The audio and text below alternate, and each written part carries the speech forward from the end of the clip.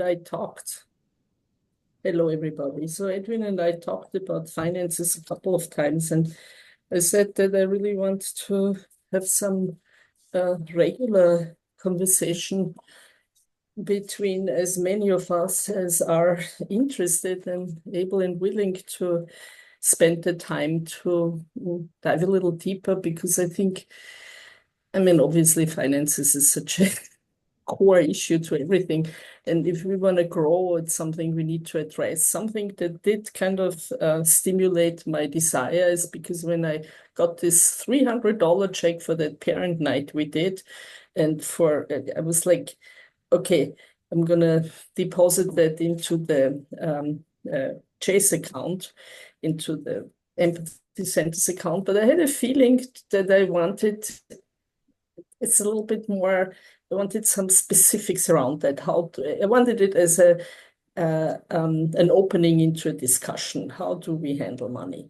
So I'm very thankful that you're all here, and maybe we can just do like a 1 minute why you are attracted to participate in this conversation or whatever you want to share, and so that we kind of arrive all in a common space together.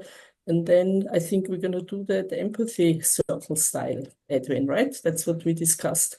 Yeah, an empathy circle on it. I think we have 2 hours, right? Yeah. I have to leave Okay. at 1 hour.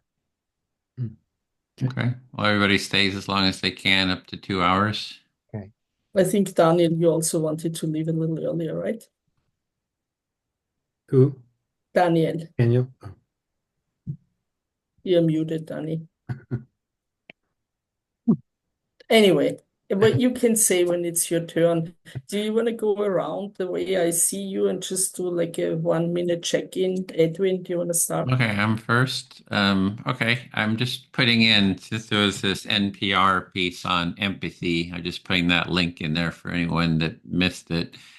Yeah, overall, I'm here because we want to build this empathy movement, and I think really to be successful, we need to have an income, some kind of an income stream. We've talked about spending money, but it hasn't been a lot about, how do we make the money to spend it? And so I think it's a great topic, and yeah.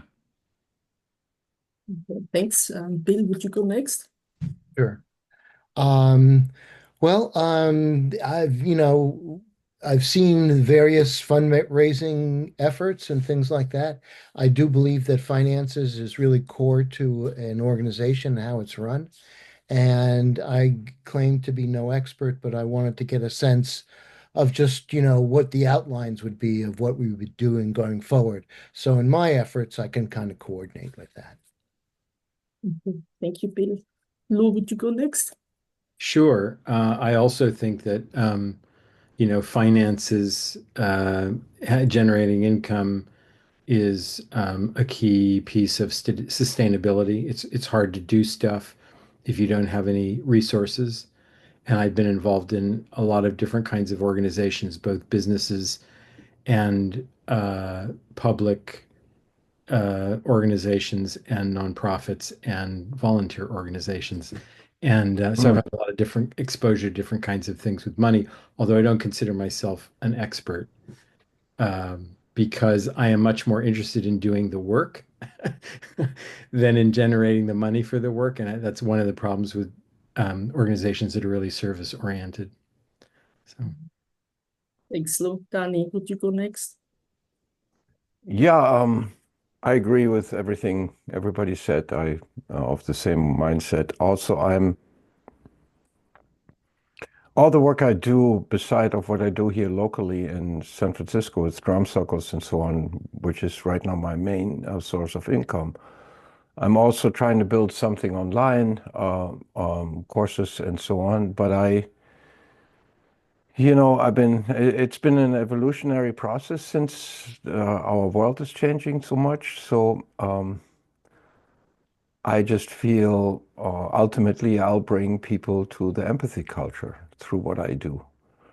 And that I actually the people that I want to bring into my work, I don't see them separate from bringing them into the world of empathy. And so how to link the two together and how that works with money and revenue, I got to figure out. And if I can do this early on together in partnership with you, that would be great.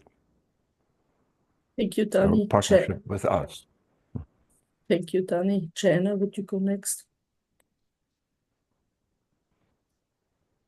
You're muted, Janice. I agree with everything that everybody said, including what Daniel said. I mean, not his business, but if this organization could be something that, I mean, I guess you guys are all board members. Is that how it is now? Is that what it is? I I'm don't know. not. Yeah, no. And we have a board member that's missing, Daniel. And Kathy. Kathy left the board at the end of last year. Oh, and who's Daniel? William. No, William William, sorry, wrong. William. Oh, that's from nice. Santa Barbara. You met him. That's nice. Yeah, I just, um, I mean, I have my own, personal difficulties with survival, which has been lifelong. I would like it to end. I've spent hundreds of hours with the Empathy Circle facilitating, and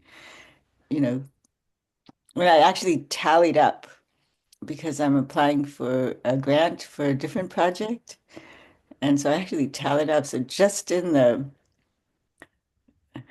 I participated in something like 15 trainings, like 3 in person and 12 or 13, or maybe 14, maybe more. I have the number. It's a lot. I mean, it comes out to hundreds of hours, not to mention what I spent flying out to these places. I mean, and that's on top of like offering, you know, about 100 empathy circles just in the last couple of years that I personally offered. It's a lot of hours. I like doing it, but it's not sustainable that way. And so, there are other things that I can charge for, and I'd like to develop things that I can charge for. I'm really not excited about charging. I'd really like a whole world that just practices generosity. But I have legal bills to pay, and that is a very huge burden. So, yeah. So any way that is workable would be nice. So I'm just here to see, I'm along for the ride, so to speak. Thank you, Jana. Here we go. Yeah, I just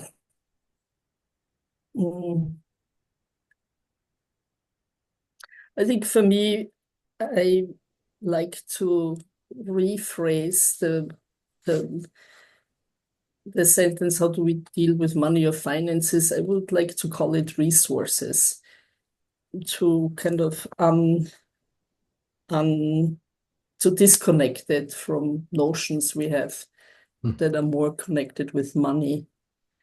And I think there's just so much exchange between us, and I think my goal would be to explore how we can best kind of align that with how the outer world deals with resources, so that we can, I don't know if that makes any sense, but we have in the empathy world, we have our own way to experience this energy flow back and forth, and it doesn't align with the world outside in the sense that that brings in money.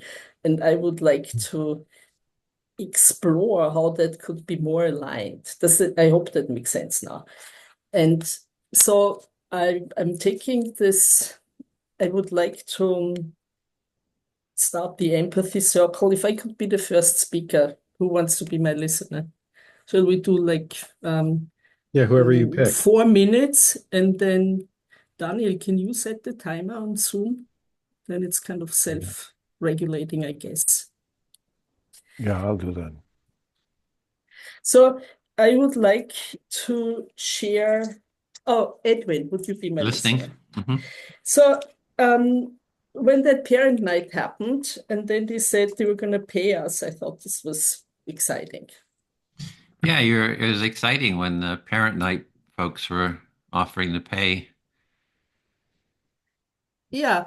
But then when I looked how many people were there and how much work went into it, and I said, well, $300, if I counted every hour, that would be what, like $5 per hour of work for people. Then it got less exciting. Yeah, so when you kind of calculate how much time everyone was putting in, and it was like, it came out to like $5 an hour, and it wasn't as exciting after that calculation. So, and that it's kind of, so that's obviously not the way how we can look at it.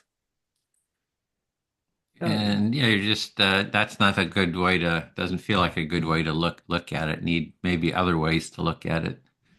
Yeah. But then, so just putting the money into the empathy center account kind of didn't feel good to me either, because it feels like the effort is just not being earmarked in a special way. It just goes into one big thing, and from there, it doesn't have. I think the goal would be for incoming money to can grow, to either reward something or grow something, to just have kind of a purpose and not just disappear in the overall fundus So you fund. you would like kind of a, if money was going into the Empathy Center account, you'd like a clear sense of what it's helping to build, like a Yeah, clear direction. yeah. So, but I also have a certain urge that everyone who is involved in the effort has some, that there's transparency, that everyone knows what's happening. That's a big need of mine, transparency, that people know that they are contributing to something that is being paid and what happens with the money. And yeah, you're just wanting a sense of a feeling of transparency. So just clear on where the money's coming from, where it's going, what it's doing, and everybody can clearly see that. Yeah, and at the same time, it would have been completely unrealistic to have these 12 people who were facilitators discuss that together. It was hard, not that hard, but it took some effort to just get them to that night and then to ask them to have another hour of discussion. What are we going to do with $300? That would have brought the $5 an hour to $4 an hour. Yeah, so how to deal with this, just having everybody talk about what to do with that money would have just been time consuming too, and you'd be down to 250 an hour per person. So I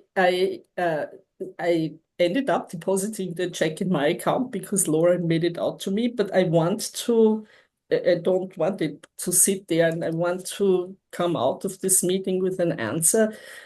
I don't know. Some direction. What do we do with incoming funds? What is there kind of do we have some guidelines? And my suggestion is I would like to have it earmarked to go to make this parent night, this parent training grow. That would be ideal for me. That was Yeah. my idea. So you just like to have it clear if the money was put into the empathy center account, like what's it earmarked for? And you would have liked to have, wow, see, you would have liked to have seen it earmarked for the parent night development. Yes, thanks. I feel that. But it Okay. doesn't have to be. That's just an idea I have. That was just at least one of the ideas. Yes. You're Thank you. open to other ideas. Yes, yes. Thank you. I feel that. Okay. I'll speak to Jenna. Go ahead. You'll set the time, Daniel? Well, I've already used, there it goes. Um, yeah, when Ingrid mentioned the $300, I said, well, you could just use 80 of it for the QuickBooks, which she paid for. So and the rest just use the money, for having done the work, organizing everything and apply anything to, Hmm. work for Phoenix. So that was my suggestion. just to keep things simple. I thought, well, that keeps it simple. We don't have to transfer money around. So you suggested to Ingrid that you just keep the money and that she apply it to some expense that she had for Quicken for the empathy center and any other expenses that, are just for her effort for organizing Hmm. feed, and she should just keep it. Yeah, and for organizing the parent night too. So, and I'm fine with just spending, giving my time for, facilitating empathy circles. So I don't need anything for that. And you're happy just giving your also for the parent circle, and you're Hmm. happy giving your time for that, and you don't need anything. But the overall issue of, to grow a movement, I do think we need an income, and I've tried and tried for, how do we create an income and so forth. The only thing that's really worked is the donations has been sort of, brings in something. So that is one income source. So to grow a movement, we need some money, and the only thing that's really worked for you is donations, and there has been some income from that. And so last year we had a bunch of income because, I donated 5,000, my brother donated 5,000, and we were getting money for the center, for space and overnight and stuff like that. But that's a one-off thing, It's like right now we just made $440 for the year. So I don't anticipate too much more income this year, for the center. So last year, I guess it was, your brother donated 5,000, you donated 5,000, and you were able to, I guess, recoup that from renting out the space. Oh, we got And another 10,000 just from renting the space and overnight stuff. So we have about 20,000 in the account. oh, so right now there's about 20,000 in the Empathy Center account. Hmm. And and then you got for this year so far, I guess, Hmm. is like $441. Yeah. And for whatever reason, you're not expecting any more this year, if I Well, understand. it'd be something, lower amounts like that for any other trainings, if anybody donates on for trainings. That's our one income source right now is the trainings.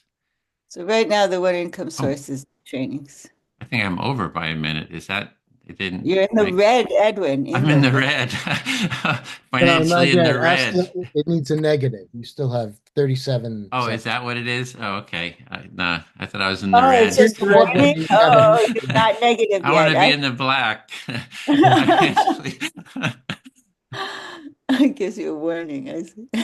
Yeah, so it's a big issue. Yeah, I've tried so much, like, how do we make an income, from this work, which I do think we need to do, but it's like Lou, I'm not the best person, it seems like, for generating the income. So I'm kind of stumped.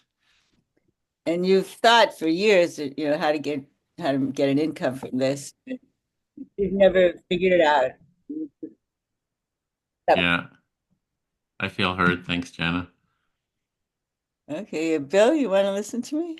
Sure, absolutely.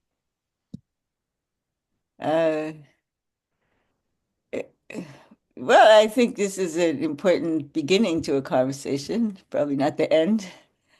Yeah, so you think that this is an important beginning to this a longer conversation about finances. Yeah, I mean, I have no idea. I mean, it's just, it goes into a black hole. I have no idea where the money goes or what it's for. Oh, and it's a mystery to you where the money goes. Yeah. I mean, when I first took the training, I donated, and second time, and maybe even third time I took the training, when I was trainee, I took it, I donated, and then I stopped donating. But when I was donating initially, all right, I'll pause there.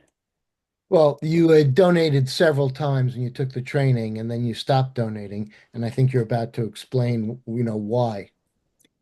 Well, well, I was just donating my time. At that point, I was offering trainings a lot. I was part of the team, but and so I just stopped donating because and I thought it was going to the team that was offering the training actually initially.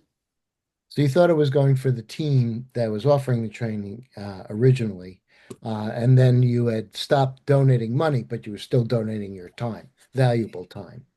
And so it was years later, and there's, I guess, something that I don't want recorded. Can I say something that I don't want recorded? Can you pause it? For Edwin? Yeah. Hang on a second. Let me see where the, okay. So, and yeah, and I feel heard, and that's enough. Okay. All Okay. right. Lou, Sure.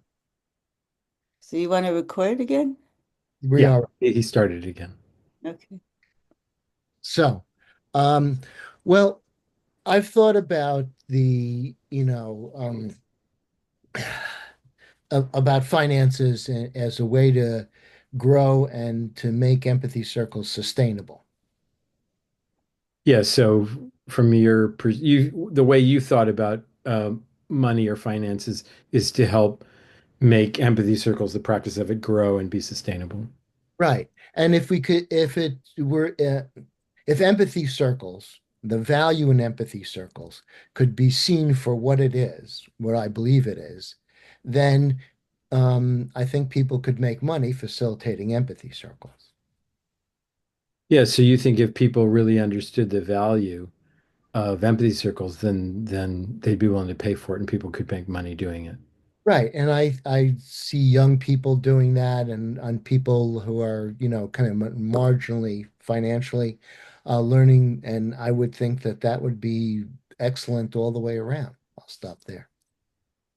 Yeah, so you just think there are lots of people who are offering circles like young people, and if they could make money doing that, that would be great. Yeah.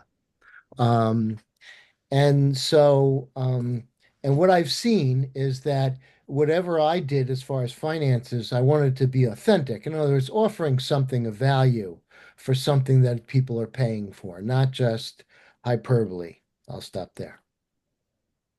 Yeah, so I think you're saying, well, I think you're saying whatever money you've given, whatever donations you've made, you wanted that to be authentic and you didn't want it to be hyperbole. Right, but that is true. Because I have, when I've contributed, it's been like for an empathy tent or something like that. I remember once we're getting the empathy tent sewn. Uh, um, but specifically on the other way, if I'm going to charge people for something, I want them to feel that they've got something of value. Okay, yeah, so the money that you've contributed has gone specifically for things like sewing the empathy tent or things that are very specific. And if you were to ask for money for an empathy tent, you want to be sure that people think they're getting value for what they're donating or paying. Right. And I like Ingrid's idea about developing the parent network because that's a foot in the door. Um, but I do believe that people do feel that they get a real thing of value from the training. That's a service. And there's a skill and it has all sorts of other benefits to their lives. So I think it is valuable. I think it's legitimate to charge them. I had worked with Golda for a while. She's kind of gone off and done other things, but we established a fee structure for teaching, holding for corporations and also educational institutions who might want to do this training. Yeah, so you're saying you agree with Edwin's idea that Ingrid should just keep the $300 that was generated at the in the Phoenix training and that it be used over there for that work and to support Ingrid. And then you were saying that um, you think that the training that we provide does provide value. It is worth something. And so it's fair to ask people to pay for it. And then you also said that you worked with Golda to Mhm. develop a fee structure for doing trainings for corporations or for institutions. Yeah, so there is a structure for that. And just a small correction, I don't disagree with what Edwin said, but it was actually Ingrid who talked about putting the money not towards Phoenix, but what is this, the Oscars?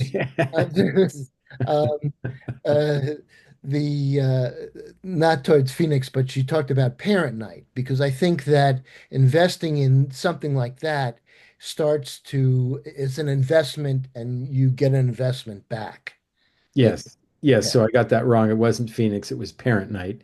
yeah, And and you think that's really worth having the money go towards that because investing in it will help move that along. And you think that's really valuable. yeah, I do. Thanks. I feel fully heard. Okay. So I'll go to Daniel. All right. Excuse me, Danny, can you put the timer again, how you did it in the other circles when it has this more decent sound? Usually, Does it have a sound? I don't hear the sound It of does. some reason. yeah, it Yeah, has this it's a bit of music bombastic. that sounds like the Yeah, yeah. opera music. I just changed it. Let me. Okay. Usually it's very decent and kind of just a bing. That would be good. Yeah. Of some reason doesn't play on my computer, but Oh, I know I changed it now. Okay. interesting. Okay, Okay. thank you. Well, let's see. A lot of things have been said. What do I want to say?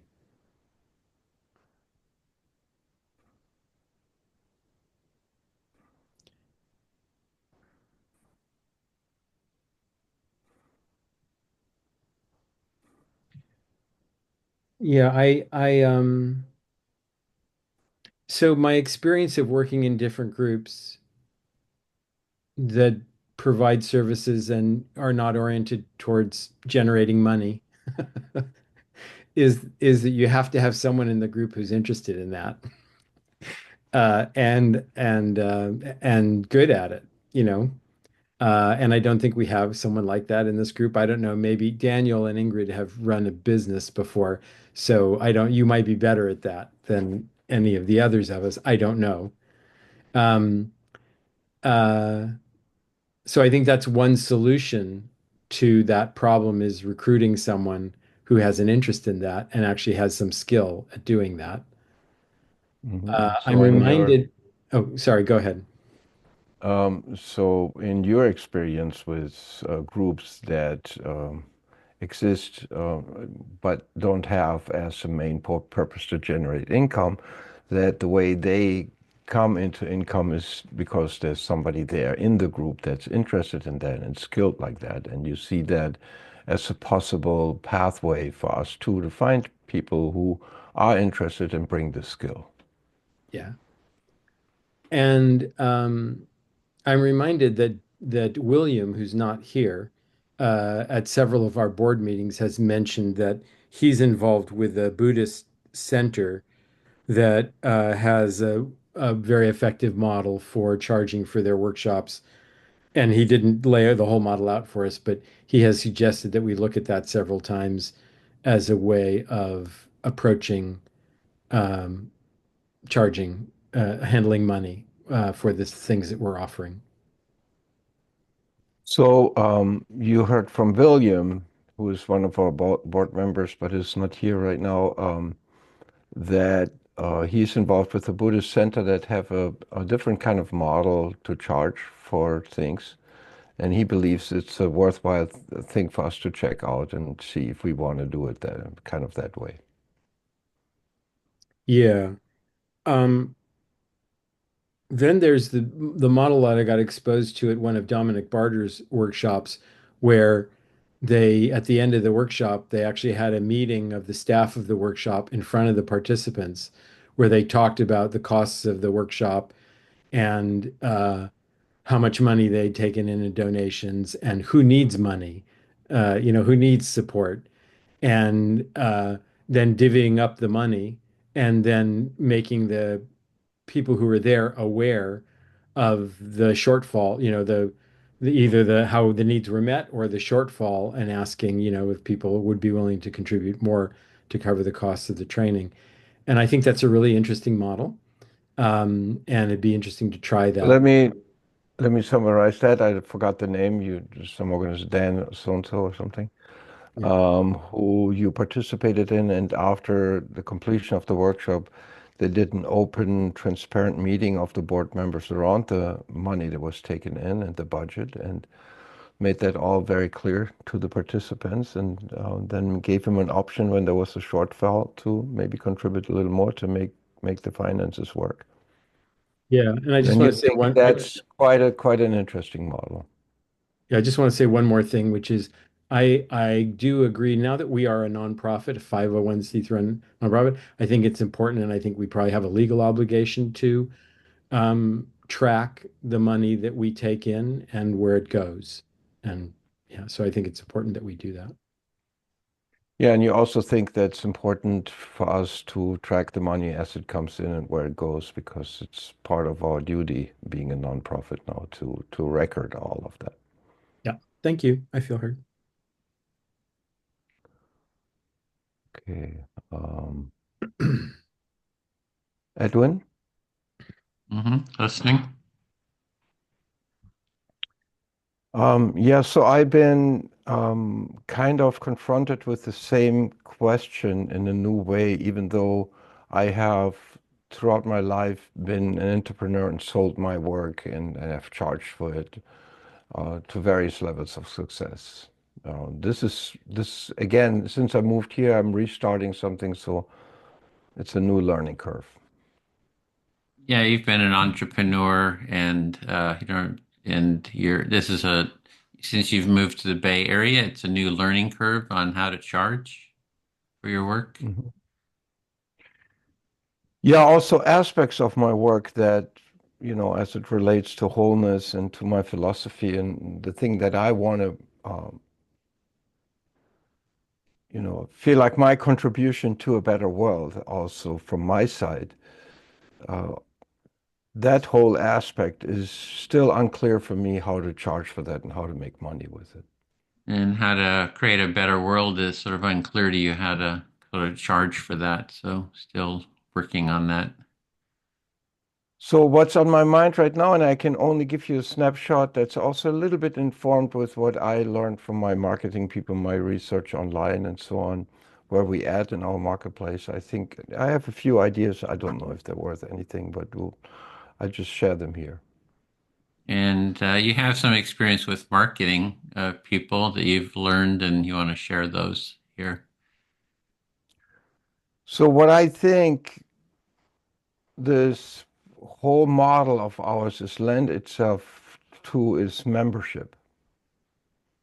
And And membership, not you per think that? event. Oh, so a And not membership per, model seems like the way to go instead of a per event. yeah.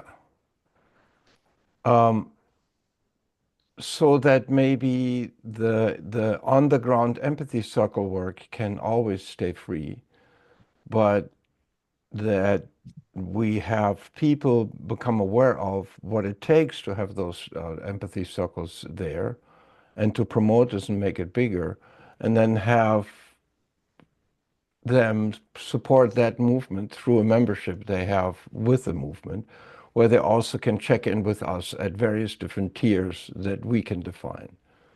Yeah, you like the membership model where people can just pay at these different levels, and that the training stays free. Training stays free, but most of all, there's so many weekly empathy circles that we have now on the calendar. I cannot imagine that those online circles ever be like sort of for a charge. That's hard for me to imagine. Yeah, it's hard to imagine charging for those empathy circles. But I can imagine that we have a membership base and we have somebody like Jenna who's very, very passionate and is very industrious and keeps going, that the group says, much like what you mentioned, Lou, when we look at the finance of the organization, say, hey, Jenna needs some help to be able to keep doing this. And that other people are aware of that support the group through donation or through a membership. And they're aware that we actually even, pay some people that, keep the ball rolling and spreading the word. And they're just, I mean, I'm just improvising here, but I could see this because I can imagine people who have jobs and are very busy and make good money that they want to support us in some way, and that would be a model I can imagine could work. And you're just imagining the membership model, people who have jobs, have incomes would pay in, and seems like a model that could work. All right, thank Okay. you. I'll speak to Ingrid. So in terms of the income, for the Empathy Center, I don't think we've ever spent anything. I don't, we've had money go in and it doesn't go out.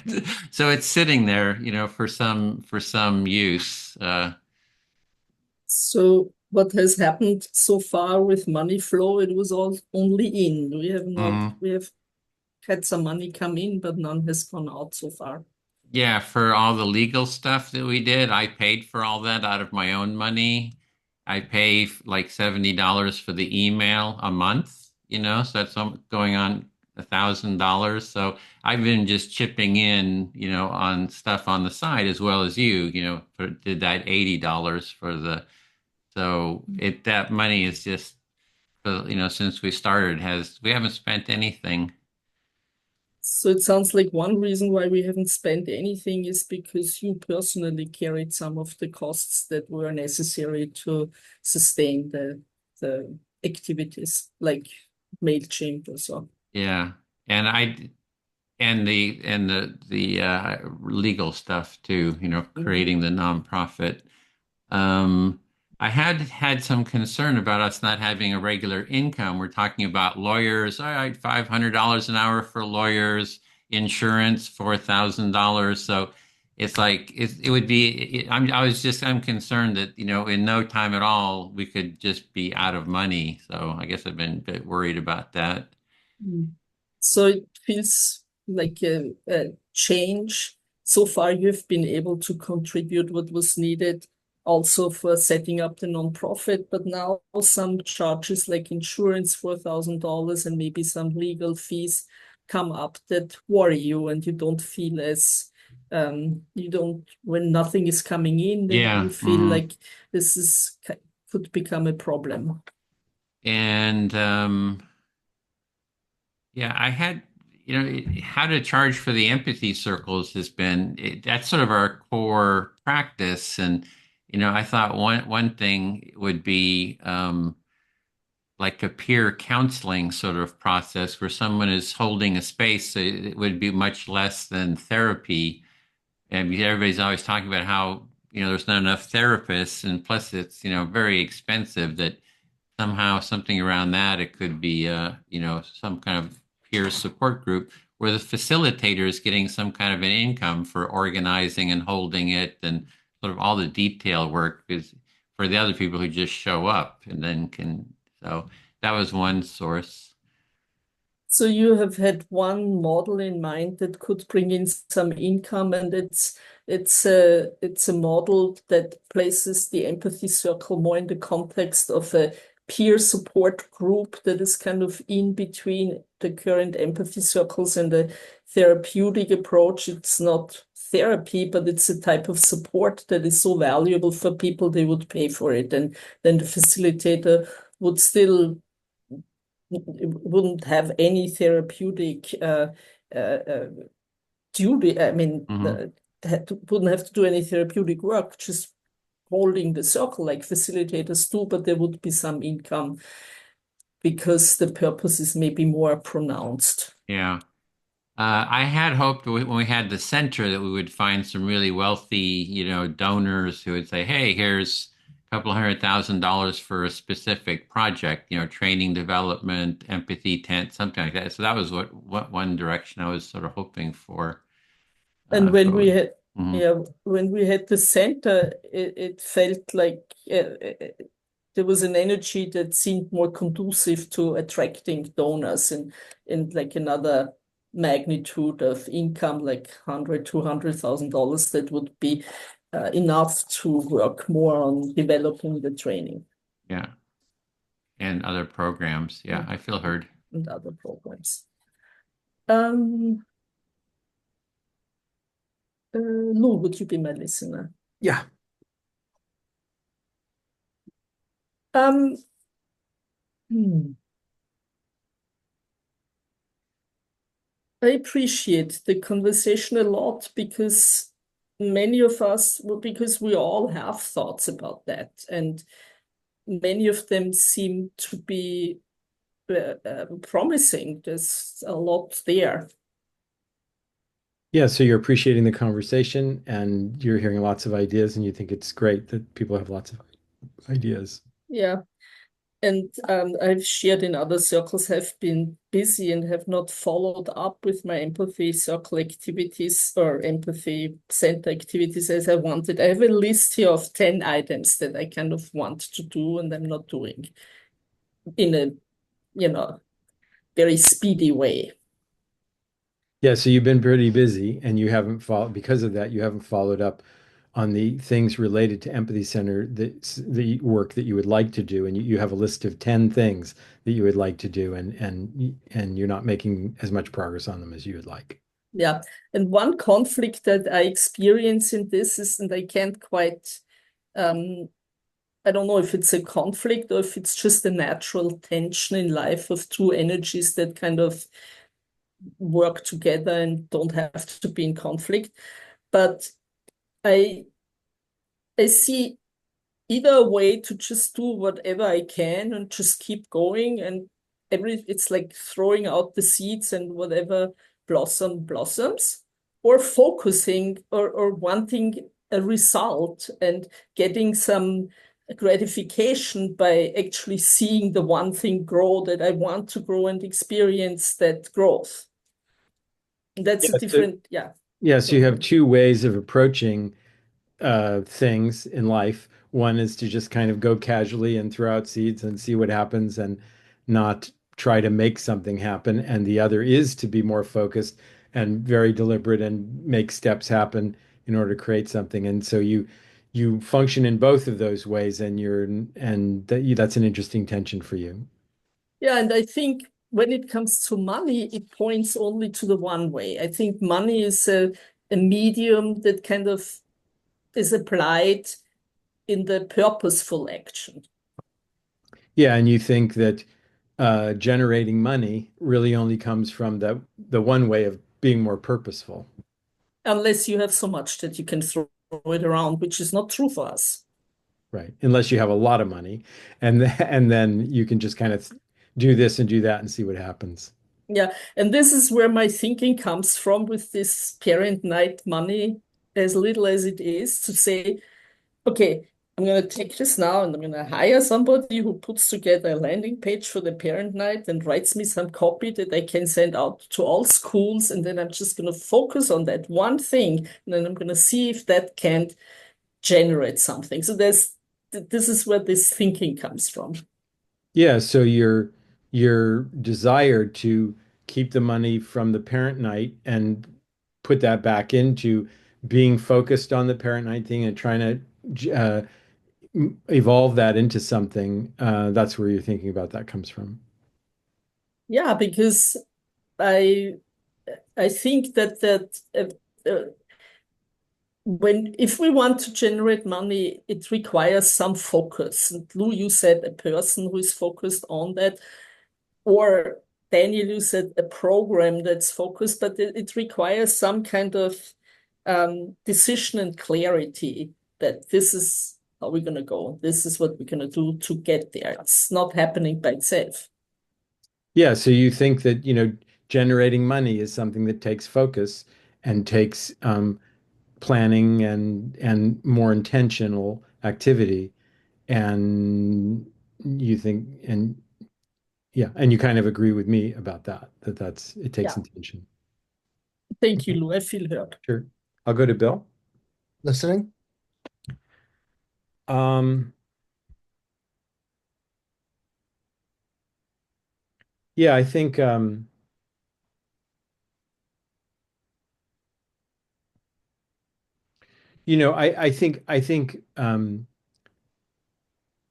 I think generating money, meaning uh, doing activities that you're going to charge for and developing the language of the value proposition of why people should pay and communicating about that and creating mechanisms for people to pay and taking the money in and then figuring out what to do with it, that's a lot of work. That's a whole area of work that is just equal to the like what is an empathy circle and how do you hold them, or what is a training and how do you conduct a training. So it's like an area of work. And so you do need someone who's interested in that area of work and takes the time to do it in order to make that happen. It doesn't happen by itself. So you're remarking that the focus that it and the mechanisms that Ingrid and both you talked about is a whole area of work is complex and as energy intensive as the trainings and the empathy circle work itself. Yeah, and there are actually lots of areas of work in what we do that also have not gotten attention. Bill and I have talked about a whole bunch of things like developing a rubric for what is a good empathy circle, but like certification, that's an area of work that also nobody's really had the bandwidth to focus on. And, I think we haven't focused on money a lot because we haven't had to. We've been able to get along and do stuff without having money. If we had to have money for what we were doing, then I guess someone would have to focus on that or we'd have to stop doing it. And I guess we're talking about it now because we would like to see things grow. And the question is, can things grow without money? Is it sustainable to do that? So you're talking about not only is finances an area of focus, but we've talked about other things like, for instance, the rubric and other things that people haven't had the bandwidth to really follow through on and flesh out. And all these, would be valid candidates for that. And then the question is, so why finances now? And that is because at this point we want things to grow, and this seems to be kind of a crucial point in that growth. Yeah, and so I mean, we actually have focused on this a little bit. So we have talked about it some about donations, um, and making sure that we ask for donations when we do a training and having some mechanism for people to donate. So there has been some focus on that. And it is true that if we dedicate some effort to it and we develop a good system, then we might not have to have a person that's just focused on that. But so I think we're in the process of doing that, developing our way of charging, and saying that makes me, or acknowledging that we actually do have some system in place makes me interested to know from like Edwin, how much money have we gotten in donations? Like how is the current system that we have, how is it functioning? So you want to acknowledge that we do have an emerging way to address with this idea of finances. We've really made it more of a focus of asking for donations and trainings and things like that. And that what that has brought to you, the fore of your mind as you talk about it, is just from Edwin, how much have we gotten in donations? And I assume yours, aside from the 5,000 each that he and his brother put in, how effective are those efforts? Yeah. Um, Yeah, and then I'm interested. I mean, I think the model that William told us about would be good to Mhm. look at, and I think what Daniel said about a membership model, I think that's a really interesting idea. That rather than paying for a specific event, you pay to be a member, like an annual membership fee, and then what do you get for that? We would have to figure out what to say about that. Like what services or what value does a member get versus someone else who's not a member? Right. So you liked both Daniel's membership idea, and there was another idea.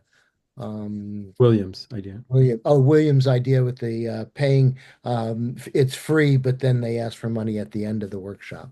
Um, and so you're saying like, okay, so if it was a membership, then we have a kind of a tiered system. What do members get that non-members would get, or why would legitimately we ask them to contribute? Yeah. Thanks, Bill. I feel heard. Okay. Um, I'll go to Jana.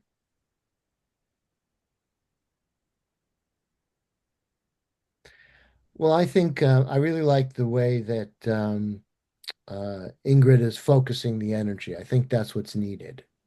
Um, and I would like to be supportive of that because I think that's the way into schools. And I think you start to generate some parent nights, a couple of, I'm sorry, I'll stop there. So you really appreciate how Ingrid's focusing the energy, and you think that that's the way into schools is to generate a lot of energy in that direction, I guess. I'm not sure. Yeah, I think that's a beginning. We start to get because we've already have. I think we could have um, from let's see, from Terry.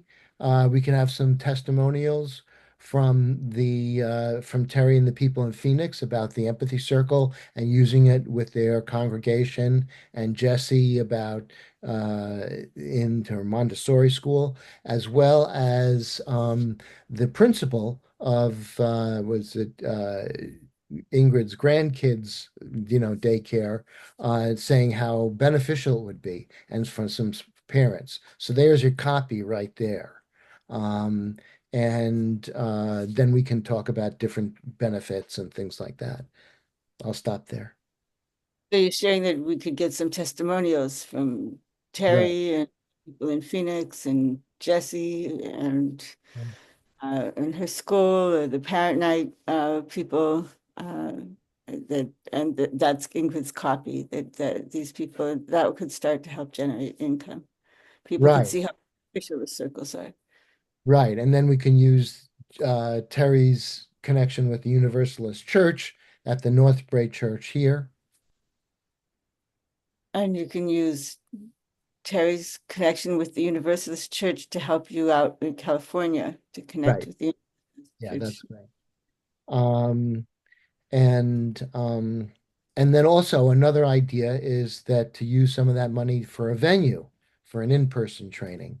That would be a good thing to do. And I would be willing to contribute, as I have before, to make up any shortfall for a venue for an in-person training, because I think that's where you start to get the depth of experience that people need to really commit to something, to say, I know what this is and I trust it. And you think that the in-person training is really valuable and where people get the depth of the experience, and you would like to dedicate money to that, to like maybe for a venue, to rent a venue and to get more of those in-person trainings going. Yeah. Um, and who knows? Maybe we just take a shot and we buy a billboard on Route 80 and say, you're stuck in traffic. You could be at an empathy circle now. Yeah, maybe we should buy a billboard Route 80 and with something humorous, like you're stuck in traffic, you should join the empathy circles. You can be in an empathy circle right now, like almost like a swimming pool in hot weather, right? Yeah, yeah, yeah. I had some friends, and I'll end on a joke. I had some friends when the Ford Probe came out.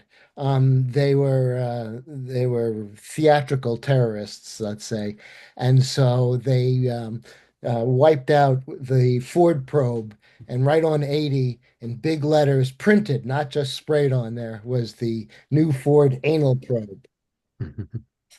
Oh no. We had some theatrical troublemaker friends who saw this billboard and you're sharing something humorous, and this new Ford probe came out and they turned it into the anal probe, new anal probe. Yeah, They right printed on it. 80, right on 80 in like 10 feet high letters. Nobody caught them somehow. Okay. Uh, I gotta go. I'd be willing to to do some more and talk some more. So Good to take see you, care. Bill. Thanks, Phil.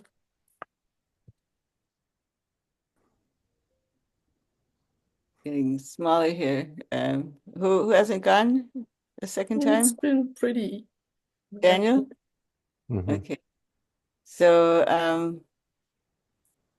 I don't know what I want to say. I'm quite tired, quite honestly. I left the house You're very quite early. tired. That's what you really want to say.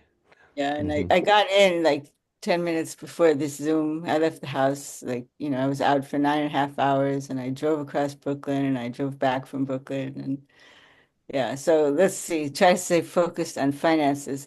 So I've been reading this Thomas Gordon, and I'm at the end of the book, and I'd like to turn that into a course. So you're quite tired. You just came in right 10 minutes before the circle started. You drove all the way through Brooklyn and you were out for 9.5 hours long driving. And so you're really tired. But in connection to kind, you finished some book or something. I didn't get the title. And you'd like to make a course out of that. Yeah, I've been talking about it for a while. I'm at the very end of it, like the last like 10 pages or something of Thomas Gordon. And yeah, so but I don't know if it was something we could do together. Like FDCW, the 16 guidelines was conceived as a way for people to teach and make money. The whole program was devised with the idea that we would offer this, but the teachers in the West who are teaching secular are not living in a structure where people are just donating. And I probably So said like it. you're referencing a couple of things, the 16 values and then the last 10 pages of the book you just finished. I don't know how they're related, but the 16 points are, the 16 values are around the training that comes with that is designed for those who teach this to receive funds from teaching it. And it's been designed for the West, where there is not a donation infrastructure as it is in the East. Yeah, so I'm sharing about that because that's I'm kind of offering that as a possibility for a way that as a structure that maybe the empathy circle would want to adopt, where the facilitators are, expected to offer the trainings for a fee. You can offer it for any fee, and the organization provides support. So like when I offer events, even events that are not 16 guidelines, they're posting my events. Hmm. So you want the empathy movement to check out what you got. You offer it as a possibility to replicate that. And in that 16 value system, teachers are expected to charge when they offer the program, and they can charge whatever they want to charge, small, large. And Yeah. wait a second, and yeah, that's what I got. Yeah, Ruth, who I met through Empathy Circles, is a facilitator for 16 Guidelines, and we offered it last year together for a fee, and we're offering it again in June, again for a fee. Hmm. So Ruth, who you met through the empathy circles, she is a uh, certified or facilitator for the 16 value system, and you offered a class with her that you charged for last year, and you're going to do it this year again in June. Yeah, and it can be done in person, and it just took off. Just one, my time's up. Anyway, thank you. I mean, So it also can be done in person, and the one you did took off. And you want to say a couple more things about that? well, not what I did took off, but what this one fellow in Israel did was he just ran with it. And there are now like 20 or more certified 16 guidelines facilitators in Israel. And Tamar is one. Tamar took the Empathy Circle facilitator training, and her idea was that we would introduce the empathy circles to the other facilitators. And so one way is to make a living from something else, right? And then those facilitators could offer empathy circles for free. Yeah. Yeah, so for you, it hasn't taken off, but you have an example for the system to work in Israel. And so the idea is to take that model and model something, or, find some form of working together in a way. That's what I'm hearing. Yeah. All right, thanks. My time is over and I'm Okay. deep in the red. Okay. Ingrid? Um, I think it would be better if you didn't pick me because one of us might facilitate some grandchild duty. I found out via Oh, one of okay. us one of us Other one. has to Well answer then, the door. okay. Yeah, Okay, so Lou? Yeah, sure. Yeah, I'll share this and I'll go pretty soon. I need to go to the park. Um, so I think it's interesting to look at what's already working and what's already happening, and then maybe find a way to reinterpret that to get this into flow, because there's things already happening. It's not like there's nothing going on. There's things actually flowing. Yeah, so you think it'd be a good idea to look at and understand what's already happening in terms of money, donations and whatever, because there is some structure in place for that, and to see and then maybe think about how to make that um, uh, more of a flow, a process Mhm. that's flowing better. So so I'm going to say one more thing about membership. I think this is very compatible with the idea of creating a culture. Um, Creating a culture, everybody would understand, is a long-term project. It's not something you do in a workshop. And so that would go right along in our pitch when we say we're here to build a culture of empathy, and here's what that means. And we feel like if you want to support that, a membership would really be helpful to make that happen. Yeah, so you think a membership model fits really well with the idea of building a culture of empathy or building a movement, because you become part of something. You're not just signing up to take a workshop, and so you think that is a really good fit.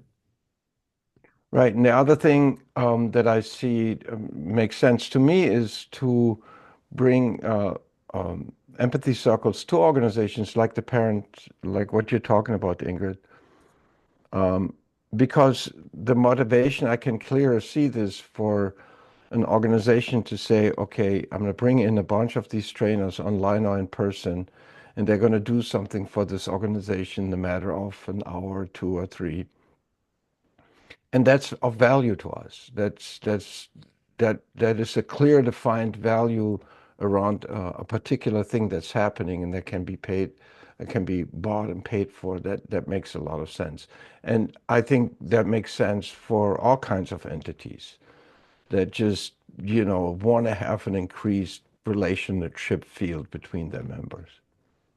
Yeah, so you think that another area that would be very good for generating income would be doing trainings or other kinds of empathy-based services for organizations that want to increase the connection between the people in the organization. Mhm. And those organizations then could become sponsors of whatever, I call it membership. We can call it anything we want to. The national chapter of the empathy movement or whatever, or how it is now, the empathycenter.org. Like, here's an organization that's really happy, had a great experience with us, and we can say, okay, put your logo, and maybe you want to donate on a regular basis. Yeah, so that kind of organizational work, if it's successful, could also mean that we would develop those organizations as partners or sponsors, and that would give us legitimacy. And then also they might be able to donate money to us or be interested in doing Okay. that. Yeah, thank you. I've fully heard. Okay. Um, so I'll go to Edwin. Listening. I love those ideas, Daniel. I think those are really strong ideas. Um, I think so. I just made a note about so many different kind of models have been talked about that it might be good to have a next session where people that know those different models kind of present them to the group. This is how it works, yada yada yada, and so that people have a good idea of how those different models function, and we could do some reflection on if there's something that might make sense for us to adopt. You're really appreciating all the ideas that Daniel had, and also just wanting to maybe the next session examine different models and just see how they work, and maybe have somebody present that knows about them. Right. Two other models that I made a note of. One is a 12-step model. So 12-step is, large, successful, long-going organization that offers what they do for free. You don't pay to go to a 12-step group. That's my understanding. Um, and I think they ask for donations. I'm not sure exactly how they generate money, but so that's one. And then Braver Angels is another group that I'm involved in, that all the trainings that are given are for free, although we do ask for donations at the end of them, and there is a membership. You can become a member. I'll pause there. So the two models that you have some familiarity with or have heard of is the 12-step and the Brave Angels structure. Yeah.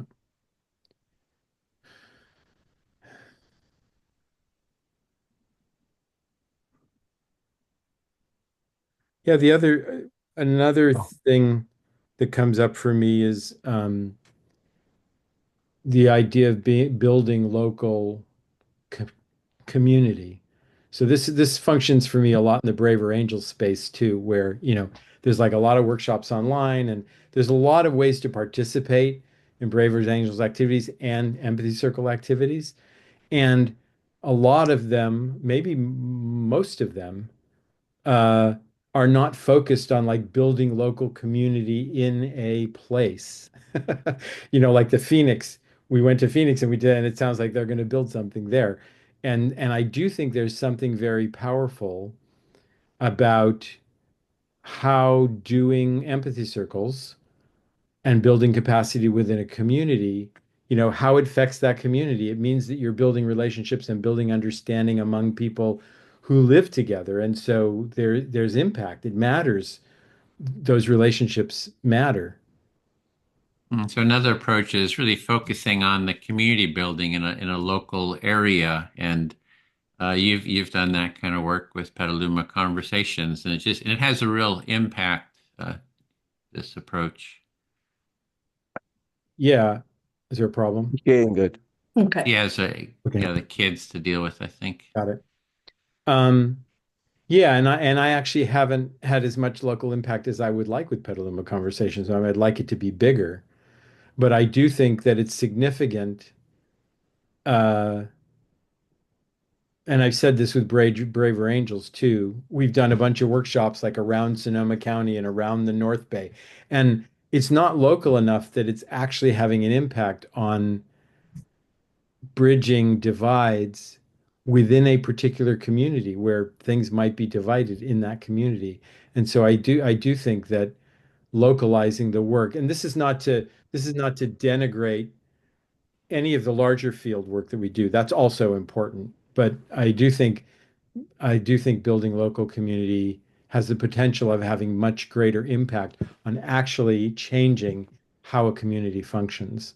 I just feel pretty strongly that just having local community building would really have impact versus just a lot of different workshops around here and there, like Brave Angels does. Yeah, my time's up. Thanks, Edwin. Okay. Hold Ingrid, on, Edwin. are you Hold on, good? Edwin. I think that Daniel also wants to go. So I suggest that we just look that everybody had 3 turns, and Oh, then okay. we just conclude. And Mm-hmm. this would be my 3rd turn. And Oh, then and who else needed a 3rd turn? Daniel and Jana, I I think. don't require a 3rd turn. I'm okay. Yeah, I don't need it. okay. But you have well, I could probably work out. Okay, I'll I can listen to I you. can keep time. We don't need the on-screen Yeah, time. we don't That's need what you're that. worried Yeah. about. No, we don't need Yeah. that. Okay, I'm listening, Edwin. okay. Yeah, I like the local community building aspect. Um, Sort of have that in Santa Barbara. It's a small group, and Petaluma Conversations has that. You like that aspect of building a local community, like it happened in Santa Barbara, and what you hear from Lou about Petaluma conversations. I just think of all these ideas take a lot of work. I think what Lou was saying, it's a job. Then it becomes a real, it's real work, and you need commitment, and you need, you know, um, right now we're sort of there's a lot of looseness to it. People kind of come and go as they have time, so it's volunteer to a large extent. Yeah. But you realize that every single idea that we mention here takes work to develop these ideas, and right now our expansion or growth or development of ideas depends on just kind of who is coming. It's a loose organization that we have people come and go. Yeah, so what is it that's sort of our minimal viable product, so to speak, that kind of works? We have something that works, and what is it that can kind of go forward without within the capacity that we have at the moment? I guess that's with the energy. Yeah, we have to have energy that if it just becomes a heavy work burden, then that kind of can suck the energy out. I know from experience. So you have put a lot of work in, so you know that it can become kind of counterproductive to put when you put in too much energy and it doesn't go anywhere. Yeah. It's so you want to kind of be in balance between where are we now as far as what energy do we have available with the people who are committed, and for this energy, what is the most viable product? What is it that Yeah. we have that we're offering that's sustainable with the resources that we have? And another organization that I look at as a model is the NVC, which is sort of a train. I think it's more of a training model, and people just learn the process, and they're invited to go, learn, become certified trainers, and then do training themselves. So it becomes a people training, and a lot of people. I don't know how much money they make. I don't, as I understand it, there's not people get excited. Oh, I'm going to make a bunch of money doing this training, and they can just barely limp along. But it does sort of spread the practice, by. So you look at what's happening at the NVC community, and in that community, training has a kind of a big focus that people come to the community because they want to become trainers, and they expect that is going to be something that brings them money, but they may or may not. But it does contribute to the growth of the organization. And another aspect is it's volunteer. I think that people. Why would people get involved? I see it as the bigger movement. That hey, we need an empathy movement to transform society, and that's a bit like a political organization. People put in time. Joan's like in her political groups. I mean, all the time. Just donating time, and it's also like a religious institution too. So there are these organizations that sort of you just realize that to move certain things in society forward, you just have to donate time. So is also that. I think that's a lot of what we have here is people just donating time because they see the importance for the society that they live in. So you're pointing out that what we have is really a little bit different than just training, because we have in our vision and mission that we want to see a change in society, and that likens us to political or even religious organizations. And what you see in those organizations, you see it, for example, in Joan's engagement in political organizations, that they have a lot of volunteers who put in time to move the mission forward. Yeah, I feel heard. Yeah. Jana, would you listen to me? That's something I wanted to point out as well. If we put in our mission that we want to promote something, promoting means making bigger, right?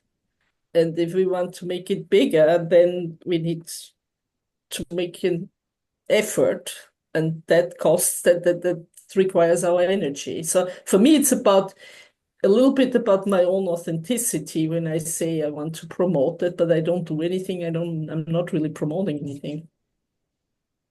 So you're saying that if we want to put the word promote in our mission statement, that we're promoting something, then that requires resources, it requires energy, it requires time. And then if you're not doing something, you're maybe feeling a little bit guilty, like you need to put in time, like it requires energy, it requires commitment. Yeah, I don't feel guilty, but if we start to facilitate a training and we say this is our mission, and we are promoting a culture of energy, and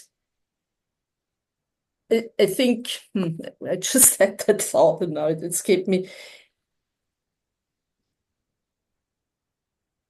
I think our authenticity is a resource. So really doing what we say is something that people might pay for because they don't have the time to go out and promote the culture of energy. But then we have to do it. Then we have to offer them ways to actually grow it. Does that make sense? Mhm. Okay, yeah, so something I kind of misunderstood before or didn't get exactly right, which was you were talking about authenticity, that you feel that promoting requires, like a commitment. It's like your own authenticity is at stake here about, putting in the effort, and that is something that not everybody can do, but that itself has value that people might be willing to contribute to, if I understood correctly. Yes, you did. And for that, we need to show people these efforts that we are making, the structures that we are setting in place for growth. And if we do that, then people might be willing to contribute to memberships where they get nothing else in a t-shirt because they want to see more empathy and they are happy to wear the t-shirt and pay $50 for the t-shirt. So you're saying that if we're more transparent and open and we showcase like everything and all the effort that's going into this promotion and into this movement building and promoting empathy, that people might be inspired to support it. And, they could buy merch, they could pay $50 for a t-shirt and wear it. Yeah. So the timer is not on. I only have one Oh. other thought I want to share, and that is, when I first did the food, I had this conversation with Zach about what to charge, and I first wanted to just figure out what it costs and then have everybody pay prorated. And then Zach said, no, you charge a little more. It's good for both income, but also people get used to paying as little as possible. That's not what we want. And Edwin, you can look it up, but there was $400 or $500 coming in at every event where I did the food because people for every meal they paid $2 more than what it really cost. And I don't think anyone minded. Food was still cheap. And that's something to keep in mind that we can charge for things. Everybody constantly pays for things. Everybody's always paying for things. And when you did the food at Santa Barbara, you were going to just divide up the cost of the ingredients. And Zach said, no, don't do that. Charge a little extra. And money was coming in, like something just from the extra $2 or something per meal that everybody paid over the time over all those workshops, $400, $500 accrued. And we're all used to paying things. Everybody pays for things. So why not? Exactly. And then, of course, you could say, well, it was really, I was being paid for organizing that and I didn't charge for that. So it was my volunteering that brought in the money. But that's what it is. The volunteering can bring in money. So I think we need to acknowledge that. So volunteering can bring in money. It can bring in money that we can use for some constructive purpose. And your volunteering brought in all that money. It was basically money for you, for your efforts, but you basically let it go to the collective pot. Yeah, I don't see it that way because But what I'm saying is that I'm coming back to this idea of the energy flow. There's always an exchange happening. And I think it's in our it's an expression of our values to make that transparent and talk about that and be brave enough to put the dollar value in it as well and not shy away from that. I'm done. So you really think that there's always like an energy flow, a give and take, and that it's totally appropriate to put that out there and to show that these things have value. Yes, thank you. I feel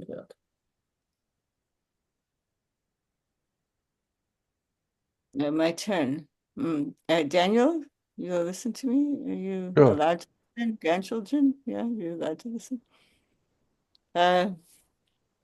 What to say? Ingrid, I didn't share about the picture. Is it okay if I share about the picture? Yeah. I didn't want anybody to be jealous. So, So you asked Ingrid to share about the picture. Okay. I'll share about the, yeah. So, so last week, this arrived in the mail. This picture, this picture, this picture. See it? This picture. Mhm. Yeah. Yeah, and Ingrid sent that to me as a gift. So you received that picture that hangs from my perspective, to the right of you on the wall. Yeah. Ingrid sent it to you. Oh, but this is being recorded. Oh, this terrible thing. Maybe it didn't need to be recorded. Maybe enough of the recording, Edwin. I'm so used to empathy circles that are not recorded. So yeah, so it's very sweet. And she sent it with a very sweet note to thank me for being alive, I So guess. really want to thank Ingrid for sending it over, and she sent it with a very sweet note, so you're really happy about it. Yeah, so that's what that is. And so money, yeah, so I was sharing. So basically, like 16 guidelines are now in schools, in hospitals, in corporations. They're in the teacher training programs in Israel. They're all over the place, and there's so many facilitators, and it's just like a movement. I mean, there's one web page that lists all the facilitators with their pictures, right? And what they're accredited to do, and it's this huge thing. And they know about empathy circles, right? And Neve, who did all that, all right, I'll stop. Just talking to them. So the 16 values are all over the place. They're in corporations and schools and various organizations, and they have a website with all the trainers listed, and they know about empathy circles, and you already did some work with them. Yeah, I was talking about the Israeli group. I mean, The but Israeli everything, group. but everything that I said is also true for the international group. And they did a So this whole. is so I it's mean, mostly happening for the Israeli group, but it's also true for the international group. yeah, I mean, the international group sponsored a whole facilitator forum that Wendy and Larry and I and another woman gave. So yeah, they know about empathy circles, and they'll eventually get around to doing more of them. But they want me to do them. I'm basically the only one offering the empathy circles through them right now. Okay, and so yeah, there is an organization, and you've been quite involved with them,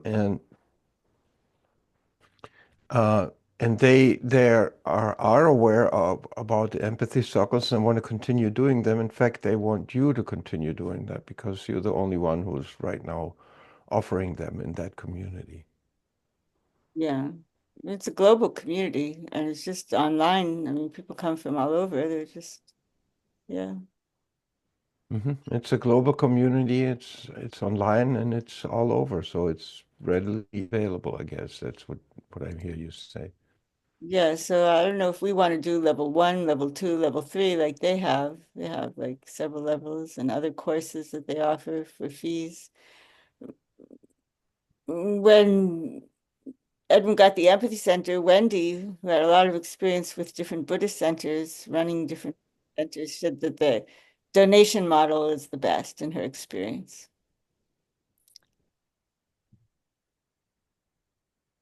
I'm not sure if I got this right, but Oh, sorry. so it's that with the 16 values is already also the idea, like with the Buddhist center, that um, the value, the donation model makes a lot of sense as well. Right. So one is to do the tiered model with a fee system of offering courses, and the other is a donation model offering for free and receiving donations. Yeah. So there's various different models available with tiered donations, and that's what they offer also.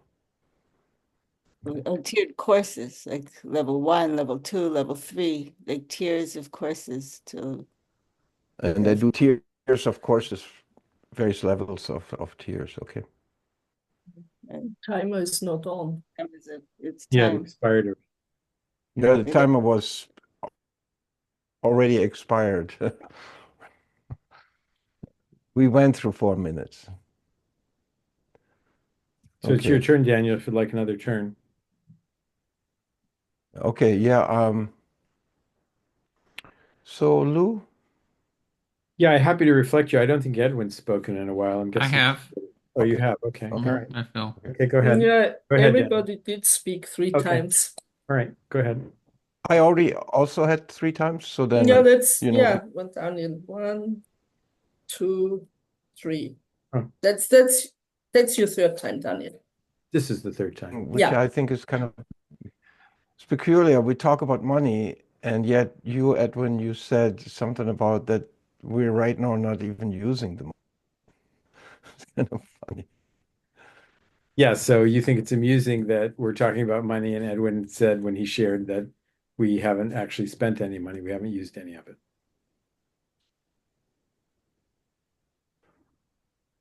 Right, which for me, when I hear the amount of money that's available in the account, that's more than plenty to build out an online infrastructure on a professional level from somebody who knows what they're doing.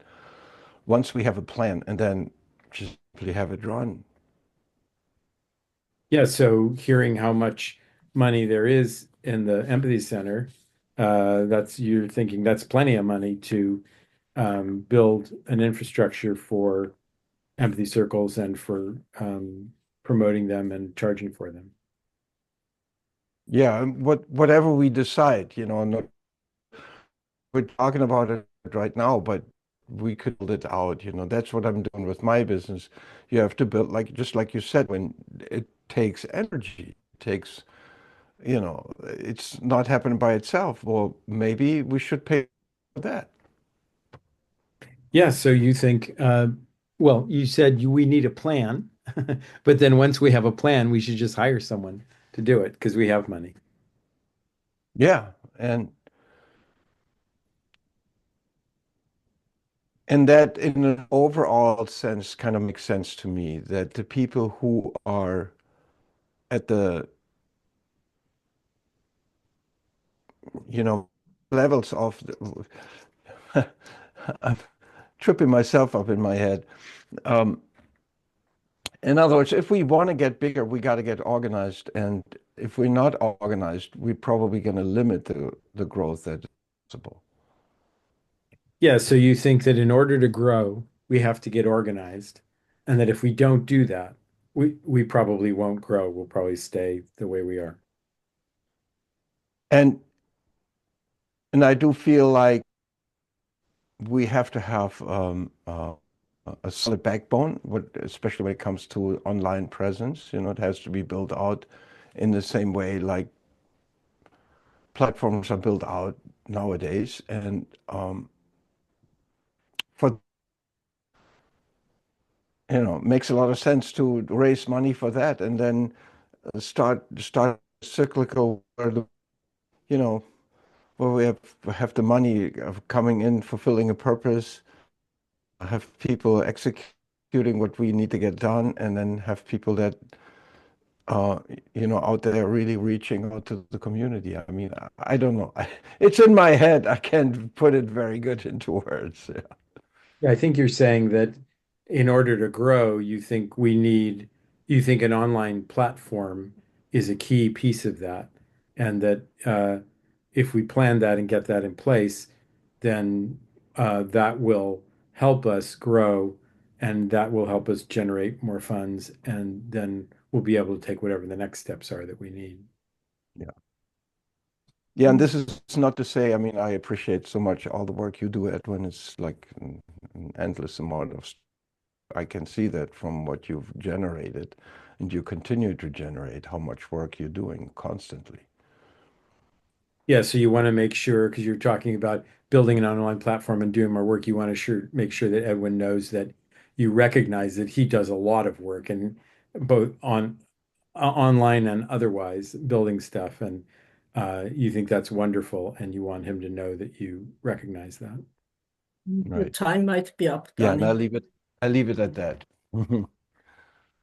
Yeah, we've been at it for about an hour and a half. Should we go for the 2 hours that you originally suggested, Edwin, or is We it could kind of... open it up for a little bit of open discussion Yeah, let's do that. Yeah, before let's do we that. close. That's okay with you, Lou, or have you Sure. Yeah. wanted to talk? I will take the AI and I can post the video too, put it onto the Empathy Circle site, under our calendar of events. So we have a Yeah, record of it. but I heard from you, Lou, that you wanted in the next session somewhat of a little bit of a structure that consists of presentations of certain strategies. And I like that idea, but I'm not sure if you're not still in a brainstorming stage. Not that when there were 6 of us, there might be more people who have other ideas. Maybe that brainstorming can be done online of ideas that are there to raise money, and maybe the kind of sorting them and focus on particular strategies would then be the next step. You could do that. I mean, what was coming up in me was that we've a lot of different strategies have been mentioned, and some of them I know, some of them I've kind of have vague ideas about how they work, Mm, and I'd like to understand them more fully to, someone who really knows how it works and kind of the strengths and weaknesses could talk about that, and I think that would be good.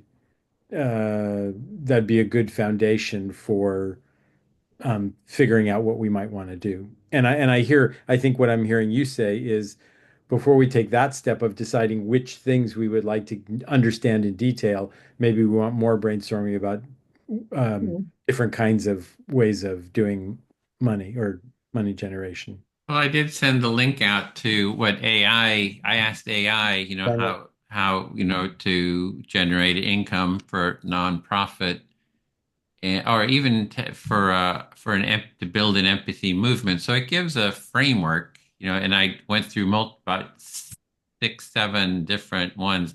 So that it gives a good framework. There's just so many different ways of doing generating income. So that would I do just to finish it in terms, I like to see models that are already out there and just copy them so you don't have to recreate the wheel. So I think that's kind of what Yeah, you're saying, Lou, is good to yeah. see models that work and different models work at different times in Mm, the culture. And I think there's another aspect too, is to see, I think our model, our vision is to build that empathic culture. And then because we need to have people be interested in what we're doing, right? It's like, and if we get 10 people to a training, which is a lot of work, I mean, that's not like a lot of people, taking a training for all the work that we put in. So it's something about, speaking to the needs that people have, around empathy. So I think we need to be clear on that. And it's in the news. I posted the link to NPR. Just had mhm. it's a national show, piece, 5-minute piece on the attacks on empathy. Elon Musk saying empathy is a bug in the human civilization. Speaking And about then himself. said that. Wow. Oh employer. yeah, it's in the yeah, NPR piece. I don't know if you it's only like a 5 minute piece. So and then there's three books coming out. I mean out. They're already discussing on and that about these books that are the very far right evangelicals are saying how bad empathy is. And there's also how to address that larger conversation, which is what I'm trying to focus on, is I think the definition issue, because what they're criticizing isn't even empathy is the problem. So we're kind of talking past each other. So yeah. I see basically three models for bringing in money. One is just sell things, which would be we charge for the trainings. Just the idea that we have something of value. If you want it, you pay for it. On the other end of the spectrum is donations. We know we have something valuable and we let you decide if you want to give us something. And then the membership model is kind of in between. And that is like we invite you to subscribe to our ideas and contribute on an ongoing basis, and we will give you some things for it, and we're going to define that what you get for that membership, and this is kind of in between. And my thinking goes along the lines, which model reflects our values, both our values and our goals best, and that's how I would decide it. I think any model can work because you study it and you find the professional people who can do it. I mean, we see them all working, but for me, the question is which one reflects best who we are. Yeah, empathic means for empathic ends. So we're starting with an empathy circle. So I think we're Exactly. doing empathic means, starting with that. Yeah, and actually, there's a fourth one which hasn't come up in this conversation yet, which is grants. Yes, So that's exactly. another way of Yeah, generating, of getting resources to create something. yes. Yeah. And I kind of see grants on the donation end of things, but it is something different. The dynamic of it is very different than donations. Yes, that is a pretty substantial piece that could come in. Yeah, and you might another kind of shade of that would be what I would call maybe sponsorships or where you're talking about like I think of donations as something that individuals do and it's not very large, but if you were to get a sponsorship from an organization where they might make a very large donation, that's a little. Mhm.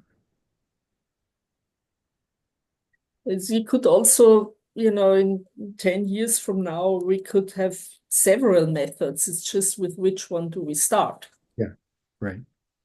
Well, we have started with the donation method. True. Yeah.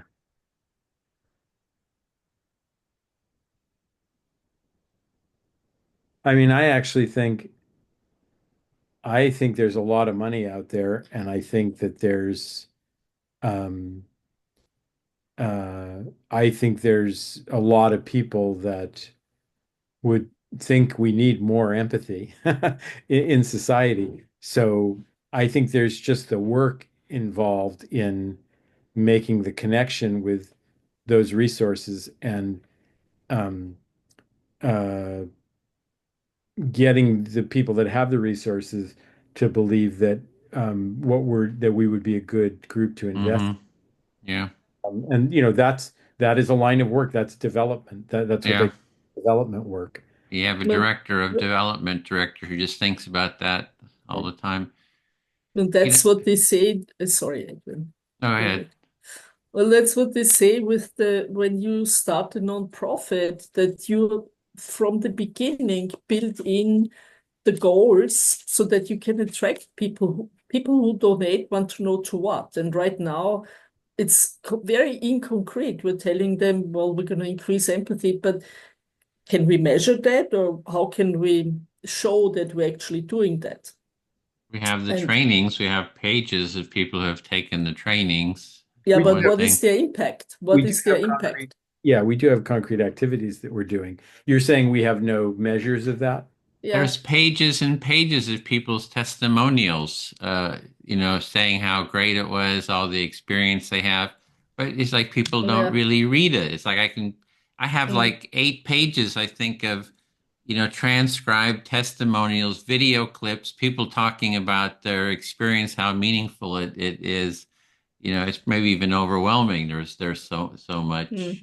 And it takes more Uh, time to consume that than to consume data. You know, something I have done in Petaluma Conversations is twice I've done kind of a survey of the people participated. mhm. Do you feel like you uh, have greater capacity to listen to people who are different than you? Did you discover something about someone in the community that you didn't know before? Do you think you increased your listening skills? So I have a couple of survey results from that. Not that I've used it to get money Yeah. anywhere, but I have sent it like to people who are curious about what we're doing, and here's some results from what we're doing, kind of Yeah, thing. I love the work you've done there with Petaluma. Your web page and all the documents and stuff. I think it's a real yeah, treasure. yeah. So I'm just saying you could do that. I mean, I don't know if yeah, I'm guessing you do have an email list. You could, and I don't know how scientifically valid like my survey is. It'd be good to get someone with all the research people that you have connections with. I'm guessing you could get someone who really knows how to conduct that research in a valid way and put a survey out to all the people who've taken the training and ask them about it. That you get some data that you could use to for some purpose. Yeah, I don't need some bigger, higher thing for feeling inspired. I just see a lot of work there with Yeah. I did notice is how I was going to be doing it. So Yeah. that's that's my concern. What am I inspired to do right now? I'm inspired to do the definition project, right? So Mm, every other project that I do takes away, time from that. It's just like got to prioritize, right? So yeah. I think that there's a national dialogue going on, around empathy right now. We're not even part of it, Mm, and even though I message these people all the time, trying to get them into a dialogue, and they said, no, we're not interested in mm, talking to you. The sin of empathy, the what do you call it, the toxic empathy, suicidal empathy, these book authors, but they're out there talking to yeah. their folks and getting attention on national, NPR, public, and getting pieces out there. We got that article in Scientific America. They have like 4 million subscribers and supposedly 9 million reader base, and it's like nothing, it was almost like nothing came out of it. One or two people sort of mentioned it. So I guess I'm looking for what's effective. Where's the effective? What is going to have the most impact? So somehow I'm just thinking, can we get into like an op-ed piece that they mentioned David French, who wrote a response on the opinion piece to the Against Empathy folks. Mm. So he was, and then they quote him in the NPR piece. So it's something about getting in the New York Times and an opinion piece, on empathy. Did you try So reaching out to David French? what? You know Did him? you reach out to him? I did. I emailed him. I asked him, I said, would you like to do an empathy circle with these Against Empathy folks? It could be like the two of us and two of them. Never heard back. So, you know, but then sometimes you don't know. Did he see it and didn't respond? Or is it just a flood of emails he has? You don't, hard to know. But Mm. I did reach Well, out to him. That's what I Tim. hear, well, go ahead, Jenna. Good. Yeah. Go ahead, Jenna. Tim Regan. I mean, he's the one person that I know that that has so far the biggest platform where people might show up, like the politicians showed up. So maybe, I mean, we need a Joe Rogan, but pending a Joe Rogan, Tim Regan might be able to invite somebody. think he has that big of a reach myself. It's not a lot of, I mean, I've been on this show a couple times and not a lot came out of it, you know. It's on a very progressive, you know, Yeah. Mm. I mean, but I mean, it's just brainstorming, you know, finding what do I feel inspired about, you know. It's like right now I feel it's like these people are just all talking past each other. They're not even talking about empathy, you know. So that's why I just think I want to, you know, focus on this definitional project. What were you going to Yeah, say? I hear two things from you, Edwin, in that on one hand, and I hear you want to do something that you feel inspired about. And Mm-hmm. that's kind of what I talked about earlier. Mm-hmm. Why Yep. don't we just all do, is it really necessary to grow? Or are we just going to throw out seeds and that means what everyone really enjoys doing and we just trust that something will grow from there? Or are we saying, no, we need to make what's that, concerted and a Focused, focused concerted. strategic effort? Uh-huh. Yeah. So that I hear that from you. But then on the other hand, I also hear you say, hey, that this whole backlash against empathy is so strong. We need to stand up against that. And that's to me a form of promoting and expansion of who we are. Yeah. That is effortful, but it's But carried it's by fun. some. It's for Yeah, me. exactly. Exactly. It's a fun So that project. exactly. So I feel that's energized doing it. So you got to go with your energy, right? It's like I don't feel like sitting and writing, you know, tons of Yeah. you know, donation grant, you know, proposals, which, you know, so you gotta kind of find where your energy is because you're going to be more effective. So, and you're looking at you know, what is it? You're looking at the education group, the home that the what you appearance. had Yeah. energy for that. So, and Lou, I Yeah. think you enjoy your Petaluma conversation community, local community building, you know. Yeah, and I think the so I agree with that completely. And I think that just because we're not on NPR or national media doesn't mean that we're not having an impact. I think Hmm. impact. Bigger impact. Yeah. Well, And we have an impact. I mean, you know, 4 million people reading, and then why didn't they reach out to us? Well, we had all that you know, we have good arguments against all this stuff that they're talking about. yeah, I mean, reporters are human beings too, and they are also overwhelmed, and they have the people they reach out to that they know, and probably they ask, who should I talk about this? And of course, they're looking for experts, and you are an expert on empathy, but are you a well-known expert? Are you, and the people who have credentials and who have academic credentials and who are writing books and who are making money, that they're trying to make money from whatever they say about empathy, they're gonna they want to be the ones going on TV and talking about it. Yeah, they have books, so that's the Yep. thing. Having a book is a Yeah.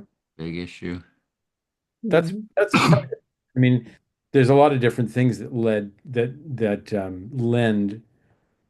to credibility. One is experience, one is academic credentials, one is publications. There are a lot of different things. I mean, and the survey I was talking about, that's one thing you could do if you could say, we've been doing this and we've trained this many people, or we've had an impact on this many people, and this is how they say they've been affected. If it's a an academically rigorous study, then that's going to hold more weight than you just saying, well, we've done all these trainings and people's and listen to the testimonials. Yeah. Having a place was legitimacy point for us when we had the Hmm. center that didn't really have didn't have anything to do with content, but that's just how the outside world perceives you when you have a place. So having a forum for people to get together to think about these ideas too, like, like a series of empathy cafes about building the movement, so people can come in and have a space to talk about might be helpful and see how they get, because it can't be just us kind of moving things, thinking about moving things forward. We got to create a space for others to see how they can move things forward, in their own with their own ideas. And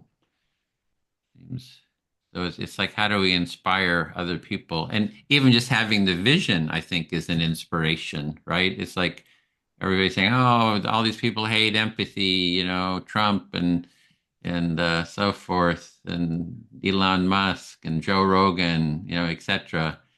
Uh, and we say, no, that we want to take this and make a movement out of it and make it a primary social value, and kind of be out there and doing the list the sidewalk talk.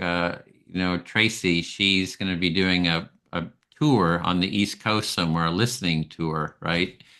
So, she's been good. That's a lot model for a chapter base, and they have people listening kind of on the streets, and we've done that with the empathy tent, so that could be sort of scaled up. And that gets, of all the publicity that we got, it was the empathy tent at these demonstrations was we had tons of media coverage. I mean, that was the most impactful in terms of impact, was being on the media. For media was the empathy tent at demonstrations. So, and the demonstrations are ratcheting up. On the 5th, there's supposed to be national demonstrations. So they're kind of scaling up. I imagine the right's going to start counter demonstrating too. So it could be a lot of kind of street level action kind of coming up. And I would love to go to, Republican conventions and Democrat conventions with the empathy tent, go where they are, so. So But that's a non-monetary expansion. Right. So what you're saying is that just reaching a lot of people with publicity is something that doesn't cost anything, and you feel passionately about that. Yeah, and that's where we're going to get a donor. You say, what are they getting for it? They're saying, hey, a lot of these movements, there's people behind it that say, okay, it's the Koch brothers or whoever saying that who are financing right wing groups, and so why don't you support an empathy movement? So now we have 6 ways to collect more resources. Sales of products, or not seminars, trainings. Number 1, membership. Number 2, number 3, donations. Number 4, sponsorship. Number 5, grants. Number 6, publicity. And underneath that, I think is where's the energy? What's the excitement about, right? That's really what's going to drive it. If we just have, here's this list of, work that we have to do, it's going to bog down. But if we can find what it is that inspires people, where's the excitement, and that changes over time. It's going to be different things at different times. It's going to be speak to people. And, Elon Musk could be doing us a favor now, right? With his criticism, right? It's like people are going to say, "Oh, this is really bad. This is I want to be counter to what he's saying," even though he's really not totally against empathy. I think he would be actually for holistic empathy, which is if he understood what we were talking about. I suggest that you call it something else, like altruistic empathy. Oh, anything but that. Anything but altruistic. I don't want to get involved in the altruism stuff. That's yeah. Shall we set the date for next time? Okay. We'll talk about altruism and holistic. You're anti-altruism? Oh, you would get on Joe Rogan if you go anti-altruism. Why don't you do that? I'll join you. Okay, yeah. No, And then altruism. Okay, when do you want to do it? Next week You're or 2 weeks? Or anti-compassion and anti-altruism. Let's just be clear. And anti-love. You only want to promote empathy. no, it's like they have the same definitional problem that empathy does, is you don't know what people are talking about. So It's it's definitely not Ayn Rand. And I think mm, Mike Carr wrote a tome in order to clarify that. So we're not talking about Ayn Rand's altruism. okay. So oh, nationalist. yesterday, our older grandson, 9 years old, did a little empathy thing for the two younger ones, the 5-year-old Oh, twins who were fighting. He sat hmm. them down and he made them talk, and then he kind of it's like, Now that okay. is a great It story. it Yeah, that. Hmm. it was by no means perfect, Hmm. but we were just not getting involved. We were not Hmm. doing Nice. anything, just letting him You do his filmed, thing. It was filmed it. It nice. would have gone viral. There you go. Yeah, It's like, that's a TikTok moment, right? yeah, I'm not gonna exploit the kids that way. But yeah. I gotta Anyway, go. next time, any idea? Dates? Can we set a date first? In 1 or 2 weeks or 3 weeks or Um, same time? I don't like Sunday afternoon. We did it because there's the Sunday circle for the Santa Barbara people, and we did it after that, but now they're not here. Hmm. I don't know.